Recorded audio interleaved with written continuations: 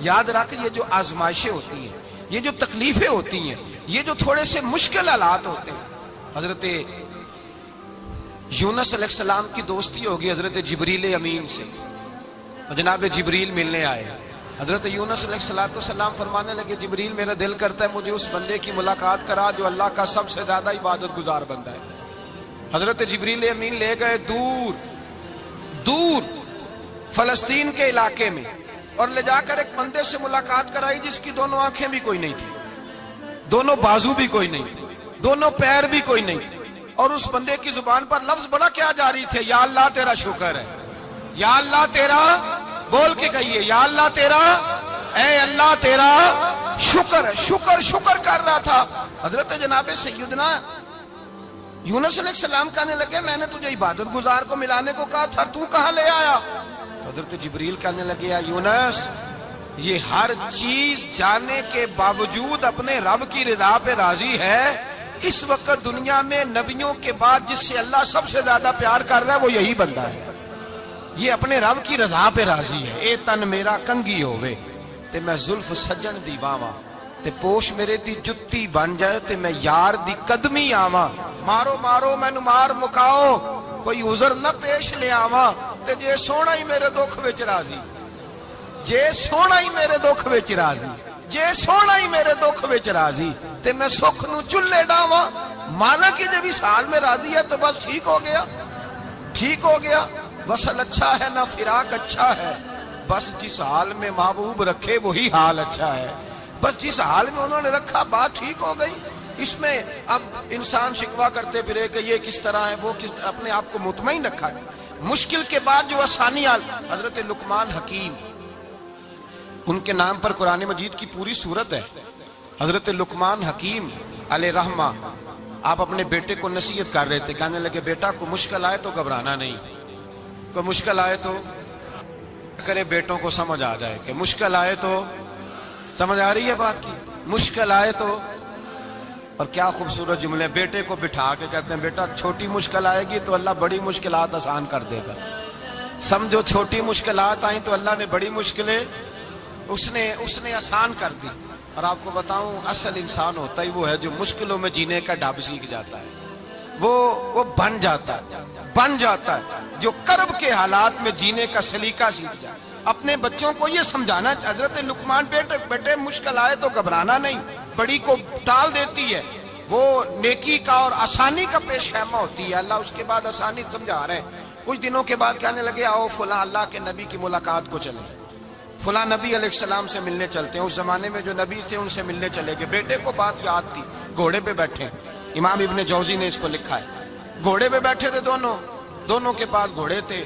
اب رستہ بہت زیادہ تھا، کھانا ساتھ لے لیا، پانی ساتھ لے لیا، رستہ لمبا تھا، صحرا کا علاقہ تھا. جب جانے لگے تو اتنی سخت گرمی ہوئی کہ گھوڑے بھی بے ہوش ہونے لگے. اچانک ایسی گرم لو چلی کہ گھوڑے بھی. اب دونوں باپ بیٹا جو تھے وہ بڑی جوش میں تھے کہ جانا ہی جانا ہے. گھوڑے سے اتر کر کے پیدل چلنے لگے. اب پیدل چلتے چلتے ذرا آگے گئے تو گرمی میں جتنا بندہ پیدل چلتا ہے اتنا پیاس بھی زیادہ لگتی ہے. تو پانی پیتے رہے، کھانا کھاتے رہے، کھانا پانی بھی ختم ہو گیا. تھوڑا آگے چلے نا اس کے اندر تکلیف بڑی کہ حضرت جناب لقمان کے بیٹے کے پیر کے اندر ایک ہڈی پیوست ہو گئی.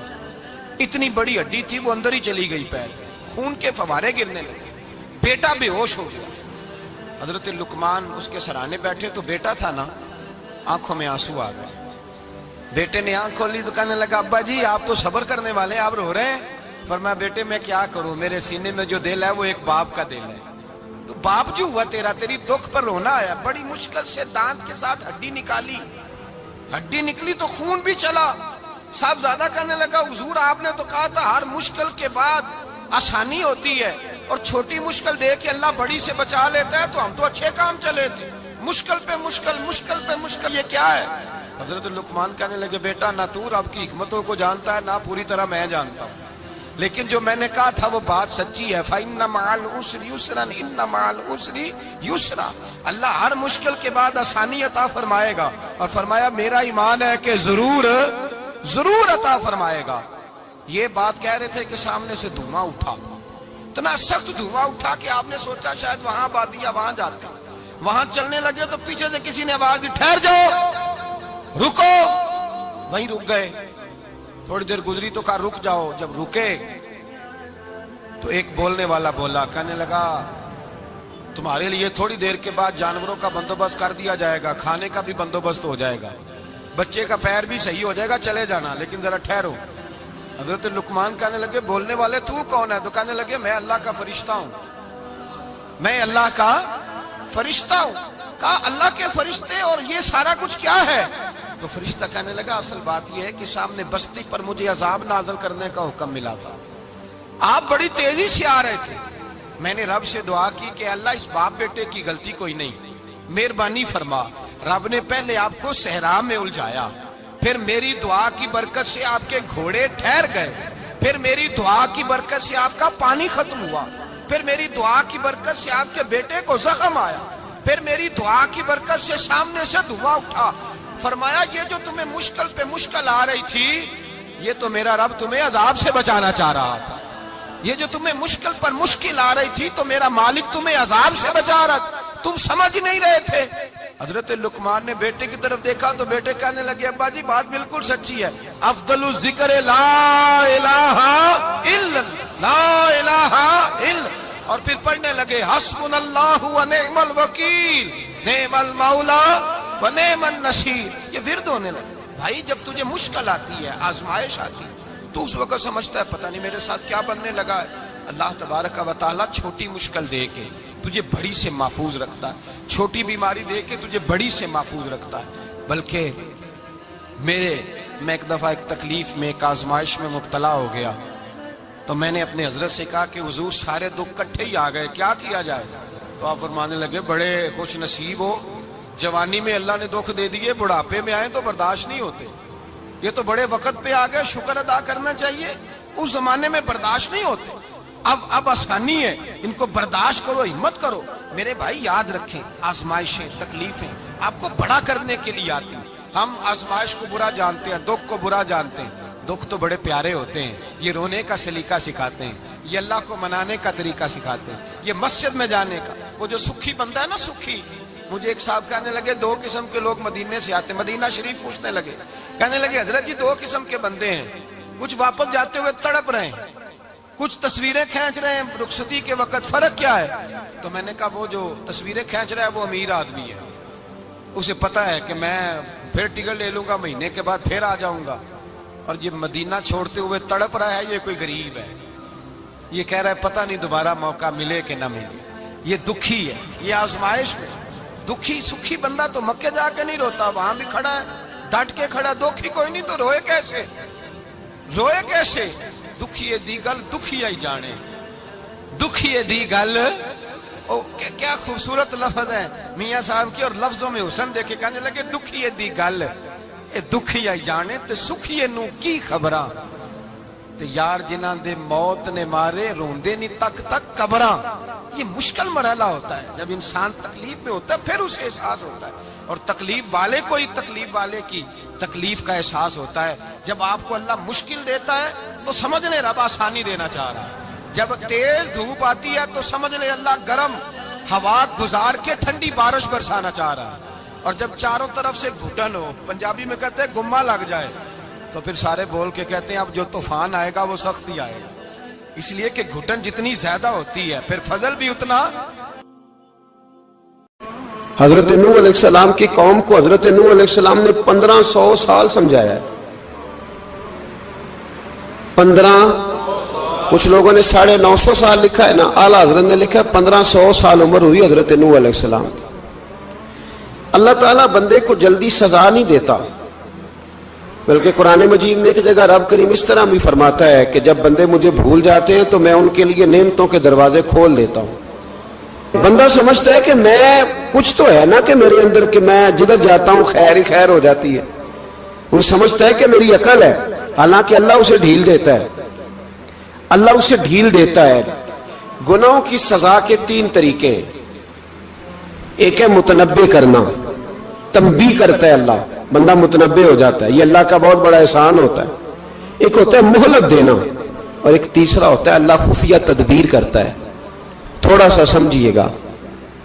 इंसान पर कोई आजमाइश आई, फौरन उसकी छठी इसने कहा कि वो फलां जगह गलती की थी तब ऐसा हुआ है। होता है ना कई दफा, आवाज आती है ना अंदर से, चले बोल दे कुछ नहीं होता आपको, अल्लाह जानता है यहां कोई कुछ नहीं कहेगा आपको। और हमारी तो वीडियो भी नहीं घूमती, यानी खबर भी नहीं हो कि किसने हाँ कर दी किसने ना कर दी। आप बगैर टेंशन के बातचीत करें, आज कुछ नहीं होता इंशाअल्लाह ताला। आती है अंदर से आवाज। मैं आपसे इसलिए इन चीजों की तस्दीक कराता हूं कि बाकियों को भी आती है कि नहीं, इसलिए तस्दीक। कभी कोई किसी जगह इंसान परेशान होता है तो महसूस करता है कि वहां मुझसे होता है ना जी, जिसको ये नसीब हो जाए बड़ा खुश नसीब आदमी है। हजरत मौला अली फरमाते हैं, अगर तुझे दुनिया में सजा मिल गई तो तू बच गया है, समझ फिर अल्लाह करम करेगा, आखिरत में सजा नहीं देगा। और ये याद रख ले, वमा असाबकुम मिन मुसीबतिन फबिमा कसबत ऐदीकुम व याफू अन कसीर। अल्लाह फरमाते हैं दुनिया में तुझे जो भी तकलीफ पहुंचती है वो तेरे हाथों के कुर्तोतों की वजह से पहुंचती, व याफू अन कसीर। फरमाया कसीर गुनाह तो मैं वैसे ही माफ कर देता हूं। ये जो तेरी जिंदगी में दुख है ना, ये भी मेरी कलील सजाएं हैं। ये कसीर पर सजा, ये कलील है, कलील। ये जो तुम्हारी जिंदगी में तकलीफ है, इंसान को सजा मिलती। हजरत फुजैल बिन अय्याज रहमतुल्लाह ताला अलैह घोड़े पे बैठे थे, घोड़ा शरारत करने लग गया, उछलने लग गया, कूदने लग गया। तो हजरत फुजैल बिन अय्याज नीचे उतरे, एक कोने में जाके नमाज की नीयत बांध ली, 2 रकात नमाज पढ़ी, फिर देर तक इस्तिगफार पढ़ते रहे, रोते रहे, दुआ करते रहे, वापस आए। खादिम अर्ज करने लगे, हुजूर समझ नहीं आई, घोड़े ने थोड़ी सी शरारत की, वो बिदका है, आपने उसको छोड़ा है और छोड़ करके आप नमाज में लग गए। तो हजरत फुजैल बिन अय्याज फरमाने लगे, जब बंदा अल्लाह की नाफरमानी करता है ना, तो जो चीजें उसकी फर्मा बरदार होती हैं वो उसकी नाफरमानी करने लग जाती। तो मुझे महसूस हुआ था कि मैंने कहीं अल्लाह की नाफरमानी की है, इसलिए ऐसा हुआ है कि मेरे घोड़े ने मेरी, तो मैं तौबा करने लगा हूं। और अब देखता हूं बैठ के भला क्या होता है। मैंने सच्ची तौबा, हालांकि मुझे याद नहीं कि मैं कहां बोला, पर खरी और सच्ची तौबा की। दोबारा घोड़े पे बैठे तो घोड़ा बिल्कुल सही होके साथ चलने लग गया। मेरे भाई, जब ये तंबीह है अल्लाह की तरफ से, ये मुतनब्बे किया जाता है कि तू बाद आ जा।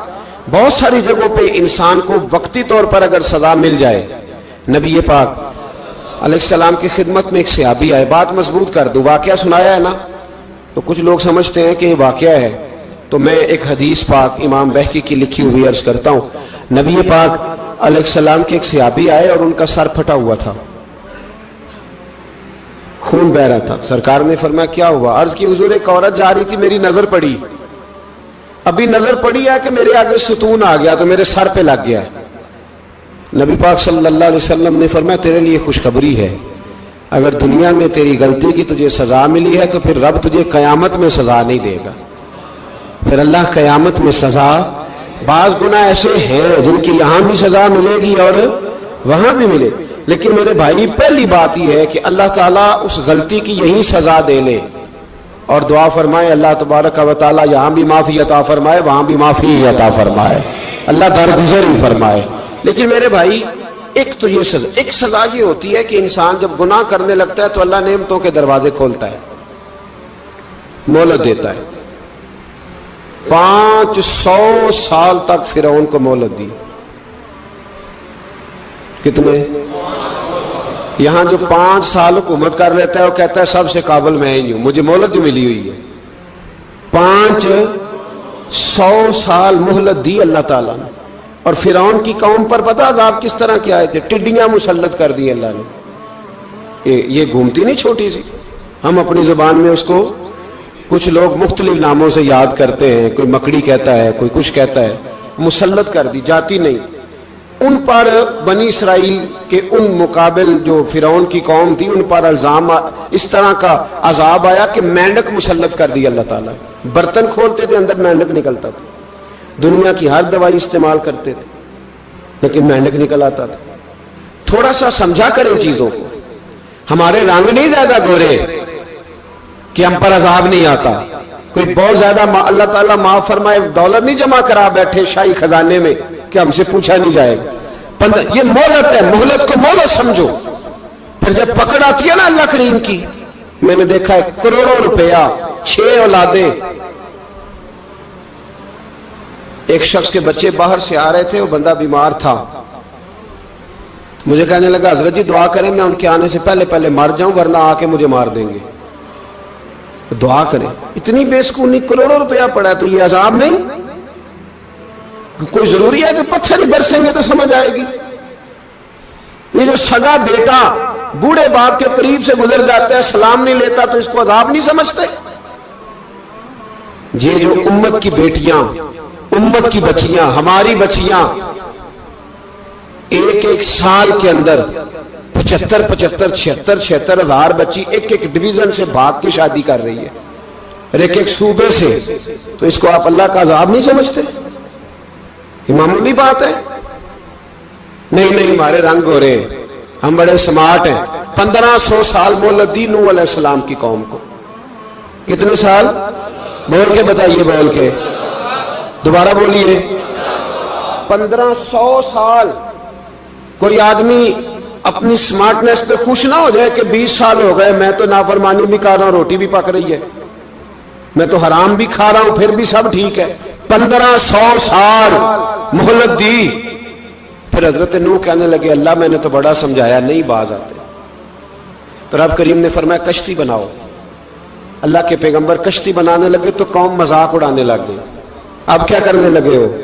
اب کشتی بنانے لگے ہو, خیر تو ہے, قوم مذاق اڑا رہی ہے. حضرت نوح علیہ السلام کا آپ نے کشتی بنائی, پانی کہاں سے نکلا؟ نہ بارشیں ہوئی, نہ سیلاب آئے. ایک تندور تھا, اس کے اندر سے پانی نکلنا شروع ہو گیا.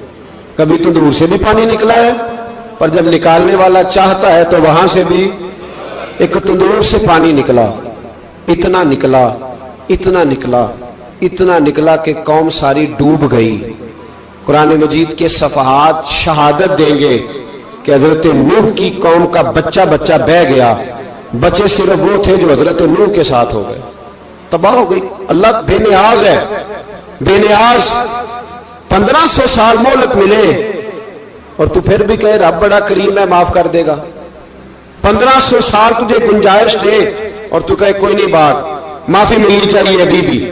میرے بھائی, حضرت صالح علیہ السلام کی قوم, حضرت صالح نے تبلیغ شروع کی تو کہنے لگے پہلے معجزہ دکھاؤ. جی آج تو نہیں لوگ معجزے مانگتے, آج بھی لوگ کرامتے اور معجزے, اللہ معاف کرے, جو چیزیں معجزہ تو ہو نہیں نہ سکتا, لیکن آج بھی لوگ, آپ یقین کریں, کہتے ہیں یہ بڑی نمازیں پڑھتا ہے تو پھر بخشا کیوں نہیں گیا, پھر کیوں نہیں منو سلوا کیوں نہیں اترا اس پر, پھر میں بھی اسی طرح ہی ہوں, کیا اس کے اندر خوبی آ گئی؟ مولوی بھی ویسے ہی ہے, صوفی بھی ویسے ہی ہے. لوگ مان نہیں رہے, لوگ دلیلیں مان نہیں رہے, ابھی بھی لوگ بحث نہیں کرتے. کیا فرق آ گیا جی, ویسے ہی ہیں سارے. اللہ تعالیٰ سے ڈرنا چاہیے. ہمیں سامنے والے کی طرف دیکھ کر صحیح ہونے کا حکم نہیں ہے, ہمیں اپنی اصلاح کا حکم ہے. اپنی طرف دیکھ کے اپنے آپ کو ٹھیک کرنے کا. الزام لگا کے گزر جانا, اس کا کوئی مطلب سنو اور یاد رکھو. حضرت صالح علیہ السلام سے کہنے لگے پہلے معجزہ دکھائیں, تو حضرت صالح علیہ السلام نے فرمایا اونٹ کہاں سے پیدا ہوتے ہیں؟ کہا اونٹنی کے بطن سے. فرمایا آؤ میں تمہیں پہاڑ کے اندر سے اونٹنی پیدا کر کے دکھاتا ہوں. کہاں سے؟ پہاڑ کے اندر سے. حضرت نوح ساتھ لے کے گئے تو پہاڑ کے اندر سے اونٹنی نکلی, اور اونٹنی بھی گابن تھی, اس کے پیٹ میں بچہ, اور اونٹنی اتنا دودھ دیتی تھی کہ ساری بستی دودھ پی جاتی تھی, پھر بھی دودھ بچ جایا کرتا تھا. لیکن حضرت نوح علیہ السلام نے فرمایا اب تم نے دیکھ تو لیا یہ اسے, یہ جتنا دودھ دے گی روٹی بھی اتنی کھائے گی. ایک دن تم سارے پانی پیو گے, ایک دن یہ سارا پانی پیا کرے گی.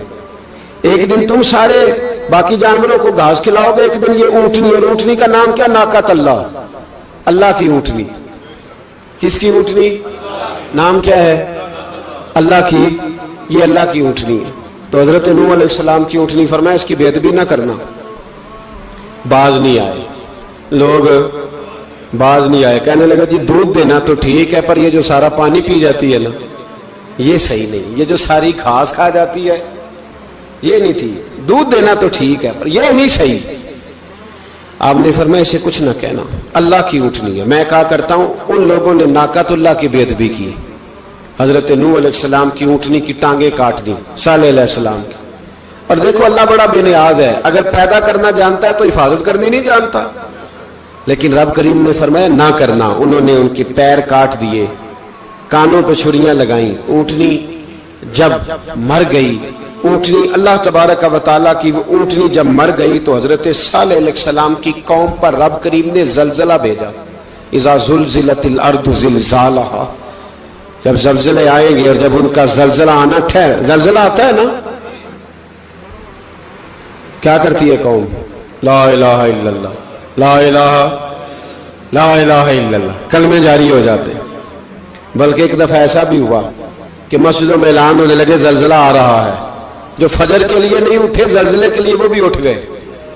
جن کا دعویٰ ہے نا میری سویرے آنکھ نہیں کھلتی، ان کی لگی نہیں کتنے گھنٹے، بعد میں بھی نہیں لگی. ٹی وی پہ اعلان ہوتے رہے کوئی نہیں آ رہا، سو جاؤ چپ کر کے. لیکن آنکھ لگی. موت سے تو ڈرتا ہے، اللہ سے ڈرتا ہی نہیں. موت کا خوف ہے، رب کا نہیں. زلزلہ آیا، ساری قوم تباہ ہو گئی. بتاؤ اگر ناقت اللہ کی گستاخی ہو تو اللہ ناراض ہو جاتا ہے، اور اگر اولیاء اللہ کی ہو، اگر اولیاء اللہ کی ہو تو رب ناراض نہیں ہوتا. شرم نہیں آتی لوگوں کو داتا صاحب کی بے ادبی کرتے، شرم نہیں آتی لوگوں کو غوث اعظم کی گستاخی کرتے، حیا نہیں آتی جنہوں نے دین پھیلایا ان کی بے ادبی. میں درد سے کہتا ہوں، رو کے کہتا ہوں، اور اگر کلیجہ پھٹ سکے تو میں دکھاؤں زخم کتنے. ایک حج کے موقع پر ایک بابا جی، اس سال 4,80,000 روپے کا پرائیویٹ حج تھا، اور بابا جی کی کیفیت کمزور تھی، بیچارے بیمار تھے. اس کے باوجود وہ گئے. بوڑھے آدمی، جا کے بیٹھیے، بزرگ، اور کتنی مشکل ہے وہاں منا، مزدلفہ، عرفات، طواف زیارت. کتنا مشکل کام ہے طواف زیارت کرنا، طواف وداع کرنا. کس کٹھن سے حج کیا، بڑھاپے میں پیسے بھی لگائے. اور جب وہ روضہ رسول پہ گئے صلی اللہ، اور انہوں نے جا کے نبی پاک صلی اللہ علیہ وسلم کے روزے کی طرف منہ کر کے درود شریف پڑھا تو ایک ملا نے اٹھ کے کہہ دیا تو مشرک ہے. تو میری روح کانپی. میں نے کہا تجھے شرم نہیں آئی، حیا نہیں آئی؟ اس کی عمر دیکھ، کس بڑھاپے میں کہاں سے چلا، کہاں آیا. یہ مشرک ہوتا تو کسی مندر میں جاتا، یہ مشرک ہوتا تو کسی گرجے میں جاتا. یہ مشرک نہیں، یہ مومن ہے. اور یہ وہ والا مومن ہے جس کے سینے میں دل جب دھڑکتا ہے تو خالی دھڑکتا نہیں، ساتھ وہ محمد عربی پہ درود و سلام بھی پڑھتا ہے. شرم نہیں آتی لوگوں کو؟ اتنی بڑی گستاخی کرتے. جو روزہ رسول پہ آیا مشرک ہے. میں نے تو مولوی کو صاف صاف کہا تھا، میں نے کہا اگر میں مشرک ہوں تو نکالو، مشرک کا داخلہ تو یہاں ویسے ہی منع ہے.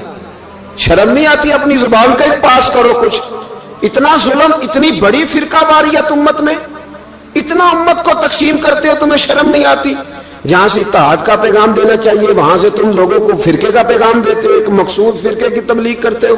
خدا رہا تو میں کہہ رہا ہوں ناقت اللہ کی بے ادبی پہ عذاب آتا ہے، تو اولیاء اللہ کی بے ادبی پہ نہیں آتا. داتا صاحب ساری زندگی تبلیغ کرتے رہے، ایک آدمی نے اٹھ کے کہہ دیا جناب وہ تو شرک کا اڈا ہے، تو رب کریم ناراض نہیں ہوتا ان باتوں سے؟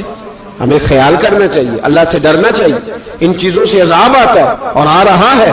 اللہ تعالی ہمیں محفوظ فرمائے. اللہ ہمیں اس سے، قوم لوط پہ بھی عذاب آیا. ہم جنس پرستی، مرد مردوں سے بدکاری کرتے. حضرت نوح نے سمجھایا کہ یہ کام درست، فطرت کے خلاف ہے، یہ کام درست نہیں. جب انسان یہ کام کرتا ہے تو زمین اور آسمان کانپتے ہیں. اب میں کیسے کھول کے بتاؤں؟ میرے پاس اعداد و شمار ہیں کہ پاکستان کے اندر اس کام کی کیفیت کیا ہے اور کس طرح کر کے لوگ، میں تو رونا روتا رہتا ہوں داڑھی کا. لوگ کئی دفعہ کہتے ہیں حضرت صاحب پہلے بھی آئے تھے تو داڑھی کی بات، پھر بھی آئے تو داڑھی کی بات. تو میں رونا روتا ہوں، اس لیے روتا ہوں کہ جو کلین شیو نوجوان ہوتا ہے وہ امرد کے حکم میں ہے، اس پر وہی حکم لگتا ہے جو عورت پہ لگتا ہے.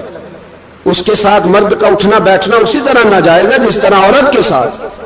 حضرت جنید بغدادی رحمت اللہ تعالی علیہ کے سامنے ایک شخص نے کہا وہ کتنا خوبصورت نوجوان جا رہا ہے، تو آپ فرمانے لگے تو حافظ قرآن نہیں کہا؟ ہاں. فرمانے لگے جا اپنے حفظ کی خیر منا.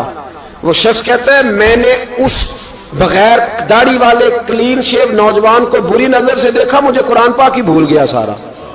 सारा कुरान पढ़ दूं। और कितने साल मैं दुआएं करता रहा, बैतुल्लाह के तवाफ करता रहा, मैं याद भी करता तो नहीं होता।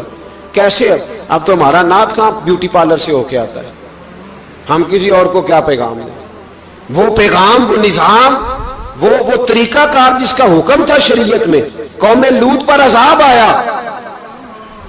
सही बैठते होंगे बच्चे जो मोटरसाइकिलों पे बैठते हैं।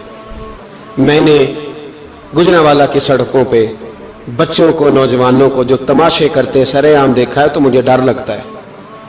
और कोई रोकने वाला नहीं, शुगल हो रहा है, हंस रहे हैं, और सामने औरतें भी हैं, सब हो रहा है। कितनी तकलीफ की बात। हजरत नूह की कौम ये काम करती थी, कुरान पाक ने बयान किया है। हजरत नूह ने समझाया, फरमाया रब करीम ने तुम्हें अपनी ख्वाहिश पूरी करने के लिए जायज तरीका अता फरमाया, औरतों से निकाह करो, और इस निकाह की बरकत से जो अल्लाह तुम्हें औलाद देगा उसको अल्लाह तबारक व तआला तुम्हारे लिए बाइसे बख्शिश भी फरमाएगा।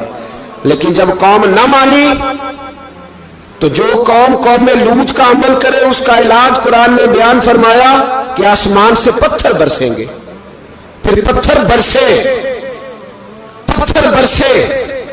और जिनके बड़े बड़े अच्छे दिमाग थे उनके दिमाग चकनाचूर कर दिए गए, तबाह कर दिए गए, उनके दिमाग जमीन पर बिछाड़ दिया गया।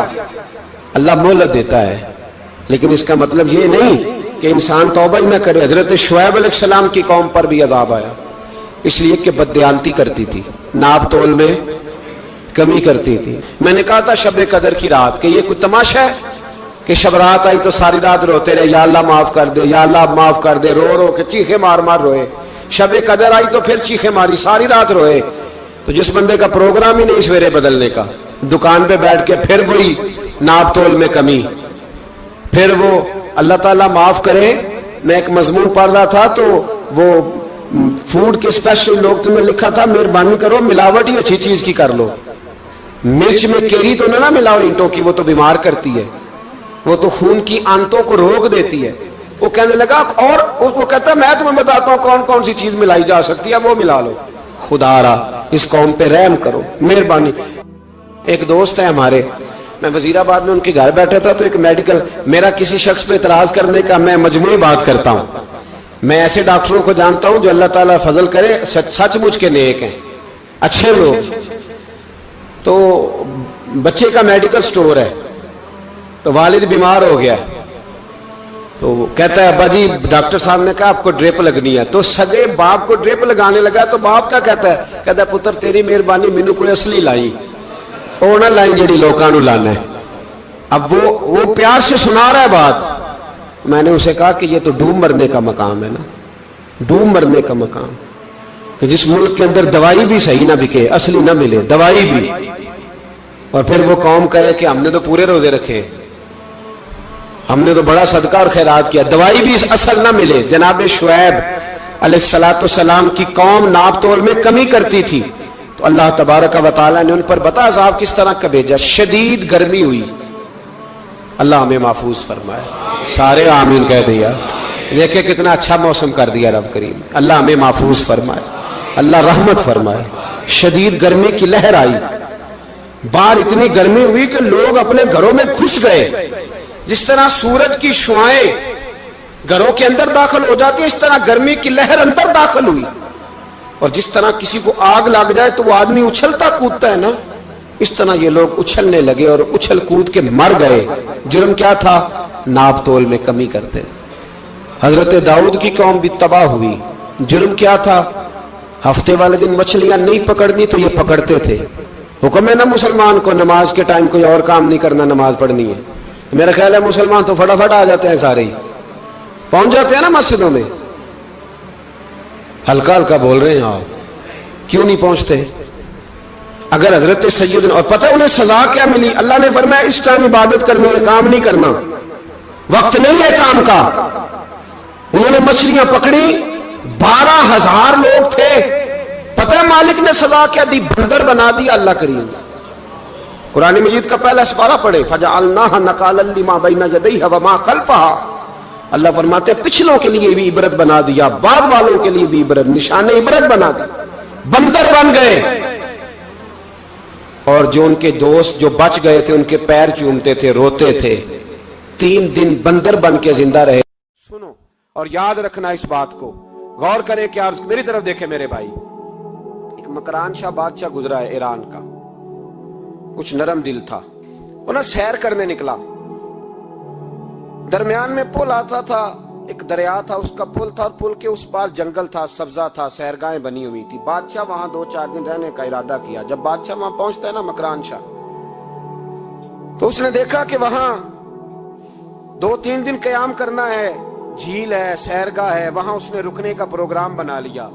بادشاہ تو علیحدہ اس کے لیے رہائش تھی، سپاہی علیحدہ رہتے تھے۔ یہاں تو لوگ کہتے ہیں نا وہ پولیس کو ڈانٹتے ہیں، پولیس کو پوچھتے ہیں، او بھائی پولیس تو تمہارے ماتحت ہوتی ہے، پولیس تو سمجھ گئی ہے کہ تم کس طرح ان سے کام لیتے ہو، ان کو تو تم اپنے تحت رکھتے ہو۔ پولیس والے علیحدہ رہتے تھے، اس کے ساتھ جو سپاہی گئے ہوئے تھے، گن مین گئے ہوئے تھے۔ مکران شاہ سیر سپاٹے پہ رہتا تھا۔ ایک بوڑھی عورت تھی، اس کی ایک گائے تھی، وہ جنگل کے اندر بوڑھی رہتی تھی، گائے اس کی وہاں چرتی رہتی تھی۔ شام کو وہ گائے گھر لوٹتی، بوڑھی دودھ پی کے سو جاتی۔ سپاہی اس بوڑھی کے پاس آئے، کہنے لگے تیری گائے بڑی صحت مند ہے، ہمارے ہاتھ بیچ دے۔ بوڑھی نے کہا میرے بڑھاپے کا سہارا ہے، اس کا دودھ پی کے میں زندہ ہوں، بیچوں گی نہیں۔ وہی والا کام جو ہمارے ملک میں ہوتا ہے کہ قیمت کے ساتھ زمین دینی ہے کہ مفت دینی ہے۔ جب بڑے آدمی کو پسند آ جاتی ہے تو کہتے ہیں مول دینی ہے کہ مفت دینی ہے، دینی پڑتی ہے، غریب ہے، کیا کریں، مجبور ہے، مظلوم ہے۔ کہا بوڑھی عورت سے سپاہیوں نے بیچ دے، کہا نہیں، کہنے لگے نہیں بیچے گی تو ہم لے لیں گے۔ اس عورت کی گائے زبردستی سپاہی ذبح کر کے کھا گئے۔ بوڑھی نے بادشاہ تک پہنچنا چاہا لیکن اس کو پہنچنے نہ دیا گیا، منع کر دیا گیا، اس کی رسائی نہ ہو سکی، غریب عورت تھی۔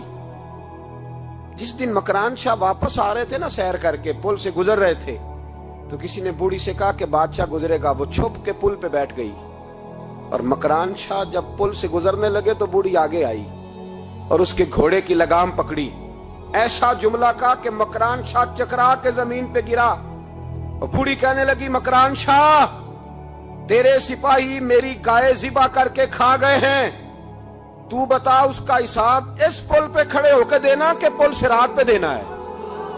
بتا یہاں کھڑے ہو کے دے گا کہ وہاں کھڑے ہو کے دے گا؟ بول۔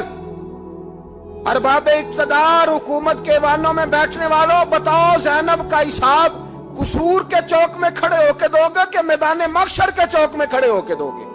بتاؤ کہاں حساب دینا ہے، یہاں دینا ہے کہ وہاں دینا ہے؟ حساب تو بہرحال تمہیں دینا ہے، اس قوم کو اس کا حساب تو، زینب کا حساب تو دینا ہے، دینا پڑے گا، دیا جائے گا، پوچھا جائے گا۔ بتاؤ یہاں دینا ہے کہ وہاں دینا ہے؟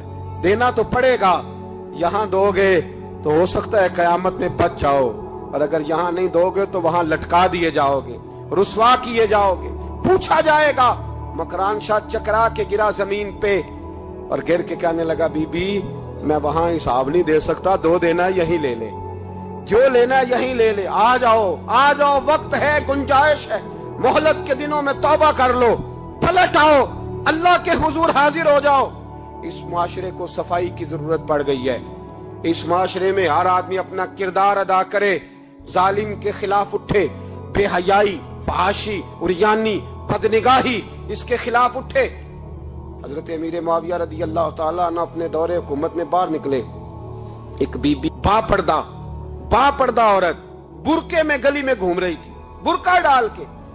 حضرت امیر معاویہ دوڑ کے مسجد چلے گئے، رونے لگے، کہنے لگے صحابہ کے زمانے میں یہ عورتیں گلی میں آ گئی ہیں، ہمارے دور میں ہی آ گئی ہیں، کہیں اللہ کا قہر نازل نہ ہوتے۔ حالانکہ وہ با پردہ تھی بی بی۔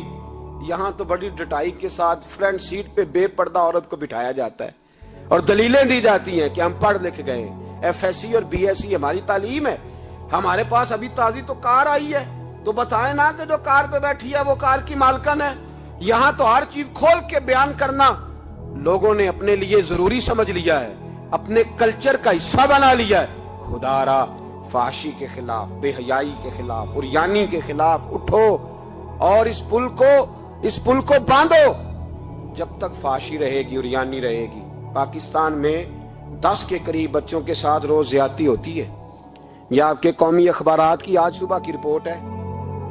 یہ تو وہ چیزیں ہیں جو کھل کے باہر آ گئیں، اور اس کے علاوہ جو بے حیائی کے اڈے کھلے ہوئے ہیں، نہ جانے ان کی تعداد کتنی، کس قدر زیادہ ظلم ہو رہا ہے۔ میرے رسول پاک صلی اللہ تعالی وسلم نے فرمایا جب کوئی زنا کرتا ہے تو ایمان اس کے سینے سے نکل جاتا ہے اس کے سینے سے. آنکھوں پر پردہ ہونا چاہیے, کانوں پر پردہ ہونا. اور اگر زینب کے قتل کے بعد بھی کسی کے موبائل میں گندی تصویر ہے اور اس کے قتل کے بعد بھی بے حیائی کے گانے اس کے موبائل میں ہیں, تو پھر وہ رسم کے آنسو نہ بہائے, پھر وہ صرف 2 منٹ کے لیے آگے بڑھ کے مرثیہ خانہ بنے, وہ پھر شاعر اور ادیب بننے کی کوشش نہ کرے, وہ پھر اپنے حصے کا جملہ لگا کر اپنے آپ کو فیس بک پہ ایکٹیو رکھنے کا تماشا نہ کرے. کیا مطلب ہوا ان چیزوں کا؟ اگر ابھی بھی برائی کے خلاف نہیں اٹھنا, بے حیائی اور فحاشی کے خلاف نہیں اٹھنا, میرے عزیزو آخری بات سننا اور اس کو ہمیشہ یاد رکھنا. میرے نبی پاک صلی اللہ تعالی علیہ وسلم نے فرمایا ہے کسی ایک مسلمان کے قتل میں اگر اہل زمین اہل آسمان سارے بھی شریک ہو جائیں, سارے, تو فرمایا ہو سکتا ہے اللہ سب کو جہنم میں ڈال دے. اس لیے کہ جو قتل ہے نا, قتل ایک ہے زیادتی اور ایک ہے پھر اس کے بعد قتل. ایک انسان کا قتل انسانیت کا قتل ہے, اتنا بڑا ظلم.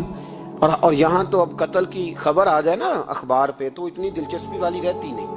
اتنے لوگ قتل ہو گئے, کوئی عرض نہیں. یہ تو ہمارے ہاں تو کسی سیاستدان کی شادی کی خبر آئے گی تو وہ دلچسپی والی ہوگی, اس پر تبصرے ہوں گے, کمنٹس ہوں گے, ایک بندہ مر گیا ٹھیک ہے, غریب آدمی تھا, قتل ہو گیا, جان چھوٹی, معاذ اللہ, اس پہ کون توجہ کرتا ہے؟ یہاں تو ان کے میلے چھیلے تماشوں پر لوگ تبصرے کرتے ہیں. یہ جو کوئی نئی ایکٹنگ کر کے دکھاتے ہیں اس پر ہماری توجہ جاتی ہے. اتنی عورتوں نے خودکشی کر لی اس لیے کہ شام کو کھانا نہیں تھا, بچوں سمیت دریا میں کود گئی. یہ ہوتا رہتا ہے, اس کی خیر ہے. معاذ اللہ, یہ تو سارے زمانے میں. یہ دیکھو کہ کسی سیاسی لیڈر نے کوئی نئی ایکٹنگ کی ہے تو اس پر تبصرہ کرتے ہیں, اس پر تھوڑی دیر بیٹھتے ہیں. او خدا کے بندو, اپنی ترجیحات بدلو. میں کہا کرتا ہوں ان کی گاڑیوں کے پیچھے بھاگنا چھوڑ دو گے تو یہ صحیح ہو جائیں گے. ان کی جائز ناجائز چیزوں پر نعرے لگانے بند کر دو گے تو یہ صحیح ہو جائیں گے. خدا را, زینب تو چلی گئی پر ہمیں ایک پیغام چھوڑ کے گئی ہے کہ فحاشی کے خلاف اٹھ کھڑے ہو. اب ظلم کے خلاف لڑنا سیکھو, اب اپنے اندر یہ طاقت پیدا کرو, اب طاقت پیدا کرو. ہمیں سارا پتا ہوتا ہے لیکن اس کے باوجود ہم ظالموں کے ساتھ کھڑے ہو کے ان کی تعریفیں کرتے ہیں, تصویریں لگاتے ہیں, سپورٹر ووٹر بنتے ہیں. اب اس کام سے باز آ جاؤ. خدا را, اب بھی سمجھ جاؤ. اے اللہ, جمعے کے دن اس اجتماع میں تیری بارگاہ میں دعا کرتے ہیں, خداوندہ ساری بیٹیوں کو حفاظت کا پردہ عطا فرما. اللہ سب کے لیے حفاظت کے پردے نصیب فرما. اور میرے مولا ظالموں کو کیفر کردار تک پہنچا. اللہ ان ظالموں کو نشان عبرت بنا. خداوندہ